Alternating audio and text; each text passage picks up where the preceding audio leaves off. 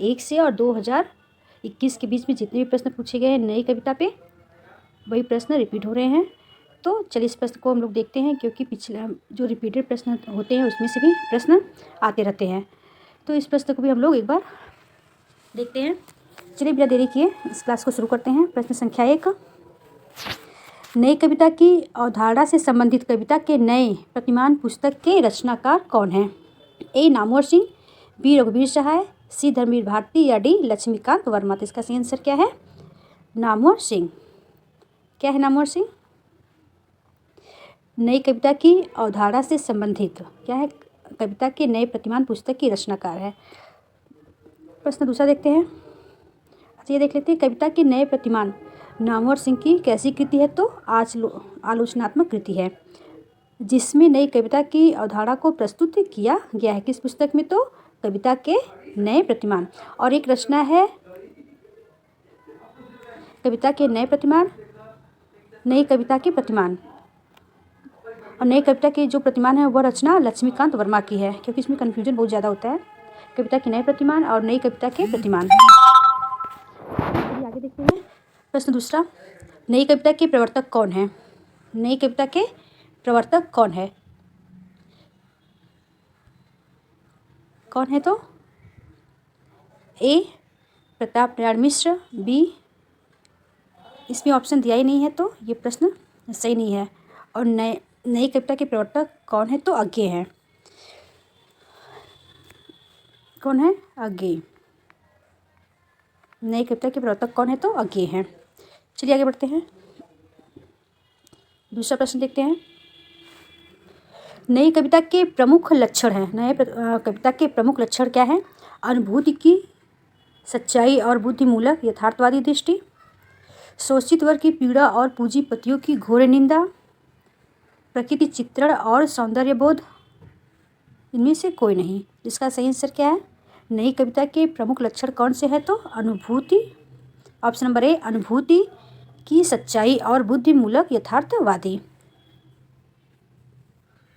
चलिए इसके कुछ महत्वपूर्ण तथ्य देख लेते हैं। नई कविता के 2 तत्व प्रमुख हैं। 2 तत्व प्रमुख कौन कौन से हैं? एक, अनुभूति की सच्चाई और बुद्धिमूलक यथार्थवादी दृष्टि। वह अनुभूति क्षण की हो या एक समूचे काल की, किसी सामान्य व्यक्ति की हो या विशिष्ट पुरुष की आशा की हो या निराशा, अपनी सच्चाई में कविता के लिए और जीवन के लिए अमूल्य है। नई कविता में बुद्धिवाद नवीन यथार्थवादी दृष्टिकोण के रूप में भी है और नवीन जीवन चेतना की पहचान के रूप में है। आगे बढ़ते हैं। प्रश्न दूसरा देखते हैं। नई कविता के विषय में असत्य कथन। इनमें से नए भावबोधों की अभिव्यक्ति हुई है। ये बात भी सही है। इसमें जीवन के प्रति आस्था दिखाई देती है। ये बात भी सही है। Option number C. इसमें क्या है? नई कविता की रचयिताओं में अधिकांश प्रगतिवाद और प्रयोगवाद के खेमे में रह चुके हैं। ये भी सही है। यह कविता हास्योन्मुख मध्यवर्गीय समाज के जीवन का चित्र। ये ऑप्शन आपका गलत है, क्योंकि ये नई कविता की विशेषता नहीं है। चलिए कुछ विशेष तथ्य भी देखते हैं। नई कविता के संदर्भ में उपर्युक्त कथनों में डी अर्थात यह कविता हास्योन्मुख मध्यवर्गीय समाज के जीवन का चित्र, यह गलत है। वस्तुतः ऐतिहासिक दृष्टि से द्वितीय शतक 1951 के पश्चात की कविताओं को नई कविता कहा जाता है।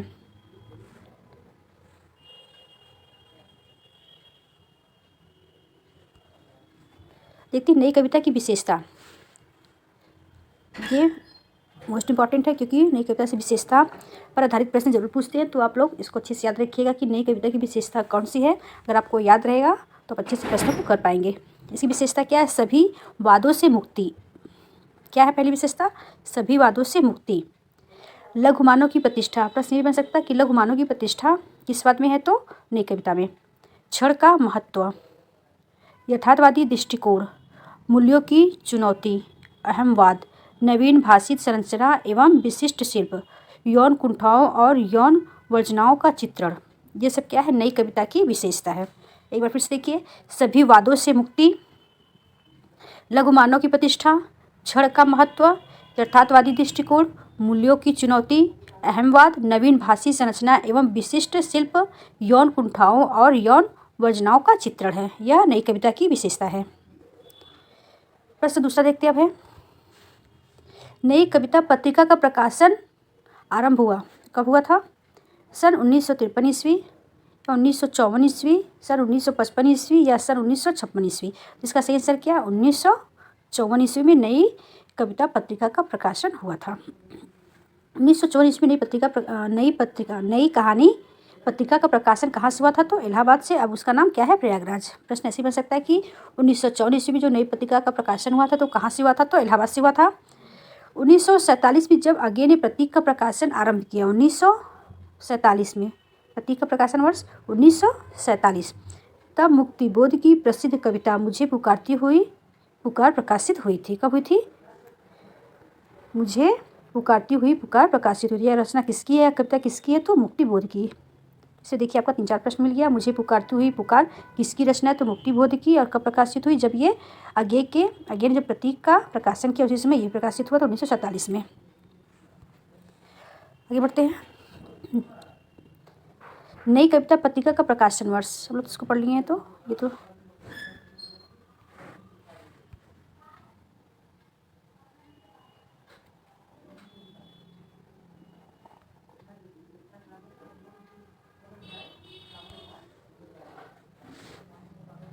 इसका सही आंसर यही है।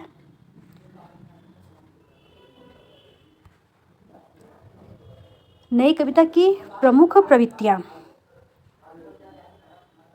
क्या है? बौद्धिकता का प्राधान्य, यथार्थवाद की अति आग्रह, कुंठा, निराशा, संदेह की अभिव्यक्ति, उपर्युक्त सभी। और ये प्रश्न जीआईसी प्रवक्ता 2012 में पूछा गया था। क्या इसकी क्या प्रवृत्तियाँ है? बौद्धिकता का प्राधान्य भी इसमें है, ये भी सही है। यथार्थवाद का अति आग्रह भी है नई कविता में। यथार्थवाद का अति आग्रह, कुंठा, निराशा, संदेह की अभिव्यक्ति भी है। और बौद्धिकता का क्या लगा था? तो इसका सही आंसर क्या? उपर्युक्त सभी है, क्योंकि इसमें बौद्धिकता का भी प्राधान्य है नई कविता में, यथार्थवाद का अति आग्रह भी है, कुंठा, निराशा भी है, संदेह की अभिव्यक्ति भी है। तो ये प्रश्न ऑप्शन नंबर डी सही है। तो आगे बढ़ते हैं। अब इसकी कुछ प्रवृत्तियाँ भी देख लेते हैं नई कविता में। विशेषता तो देख चुके हैं। क्या है इनकी प्रवृत्तियाँ नई कविता की? तो बौद्धिकता का प्राधान्य है, यथार्थवाद का अति आग्रह है, कुंठा, निराशा, संदेह की अभिव्यक्ति है, कथ्य का व्यापक और दृष्टि की उन्मुखता है। क्या है? कथ्य का व्यापक और दृष्टि की उन्मुखता है, मानवतावाद की नई परिभाषा आदि। तो इसको एक बार फिर से देख लीजिए आप। इसमें क्या है? नई कविता की प्रमुख प्रवृत्तियाँ कौन कौन सी है? तो बौद्धिकता का प्राधान्य है, यथार्थवाद का अति आग्रह है, कुंठा, निराशा, संदेह की अभिव्यक्ति है, कथ्य का व्यापक और दृष्टि की उन्मुखता है। कथ्य की व्यापक और दृष्टि की उन्मुखता है। ये जितने भी हैं ये नई कविता की प्रवृत्तियाँ हैं।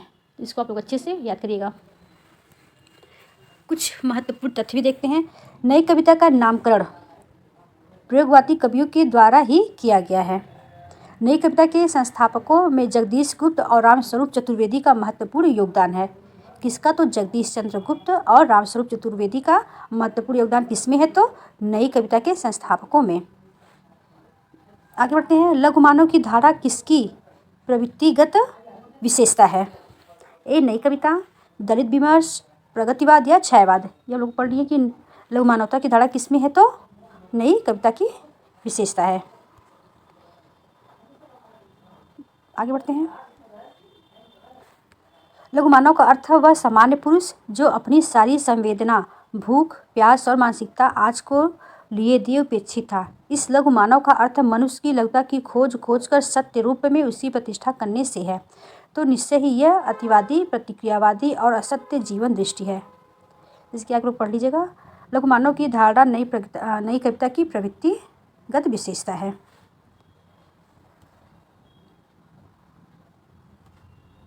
नई कविता परंपरा का तिरस्कार और नई कहानी परंपरा का विस्तार, यह कथन किसका है?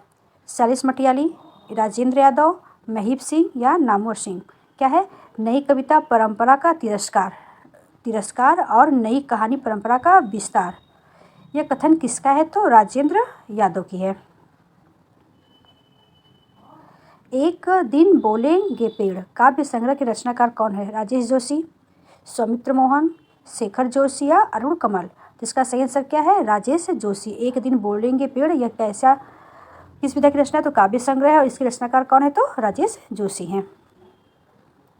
प्रश्न दूसरा देखते हैं अब है, इसमें कुछ महत्वपूर्ण तथ्य भी देख लेते हैं। एक दिन बोलेंगे पेड़ काव्य संग्रह की रचनाकार राजेश जोशी है। मिट्टी का चेहरा, दो पंक्तियों के बीच तथा समर गाथा इनकी महत्वपूर्ण रचना है। ये समर गाथा और मिट्टी का चेहरा दो पंक्तियों के बीच इनकी महत्वपूर्ण रचना है राजेश जोशी की। इसको आप लोग अच्छे से याद करिएगा। और दो पंक्तियों के बीच जो इनकी रचना है यह काव्य संग्रह है। कैसी रचना दो पंक्तियों के बीच? तो राजेश जोशी की रचना और ये काव्य संग्रह है। और इन्हें 2002 में साहित्य अकादमी पुरस्कार भी मिला था। किस रचना पे? तो दो पंक्तियों के बीच 2002 में। एक प्रश्न देखिए, 5-6 प्रश्न बन गया, तो इसको आप लोग जरूर पढ़िएगा क्योंकि इसमें से प्रश्न आना ही आना है।